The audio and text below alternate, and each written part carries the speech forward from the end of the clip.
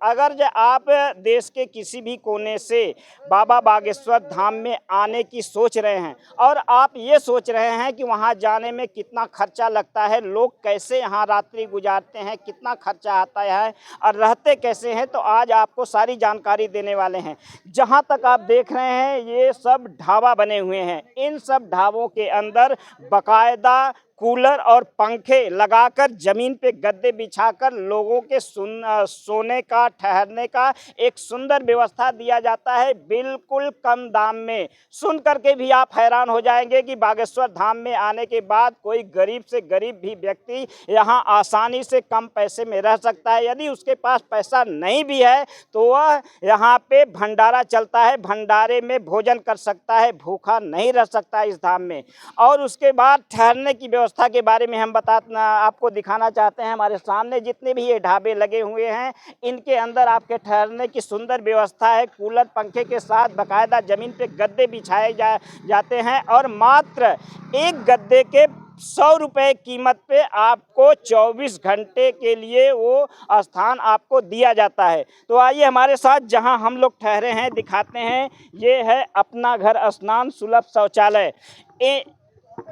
इन रास्तों पर दोनों तरफ ढाबे बने हुए हैं। ढाबों के अंदर इधर दिखाइए, ये देखिए बड़े बड़े कूलर भी लगे हैं, दोनों तरफ गद्दे भी लगे हैं, ऊपर पंखे भी लगे हैं। सामने हमारे है शौचालय और स्नान घर भी है, जहां स्वच्छ पानी में आप स्नान भी कर सकते हैं, शौचालय भी कर सकते हैं, जिसका रेट है मात्र 10 रुपये। तो आइए लेकर चलते हैं उस ढाबे में जहां हम लोग ठहरे हुए हैं।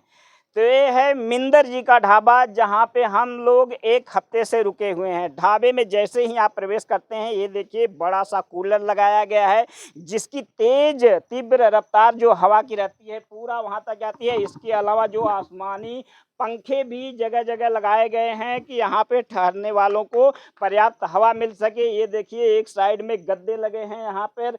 इन गद्दों की कीमत मात्र 100 रुपये है। अगर आप चाहें तो 100 रुपये का एक गद्दा लेकर उस पर 2 व्यक्ति रह सकते हैं, अर्थात आपका मात्र 50 रुपये में 24 घंटे का गुजारा हवादार इस पंडाल में 24 घंटे गुजार सकते हैं मात्र 50 रुपये में। तो लाइट नहीं भी रहती तो ये देखिए इसका जो दीवार है बिल्कुल जाली नुमा है, अर्थात गर्मियों के मौसम में अगर लाइट नहीं भी रहे तब पर भी आपको पर्याप्त हवा बाहर से आती रहेगी। आप आराम से इसके अंदर सो सकते हैं। स्नान करने का 10 रुपये देकर यहाँ स्नान कर सकते हैं और यदि आपको शौचालय जाना है तो उसका चार्ज भी 10 रुपये है, अर्थात 20 रुपये में आप यहाँ पे आकर शौचालय भी इस्तेमाल कर सकते हैं और साफ स्वच्छ पानी से स्नान भी कर सकते हैं। जैसे शीशे में ज़मीन दिखता है ना, उसी प्रकार से साफ पानी में पूरा ज़मीन झलक रहा है।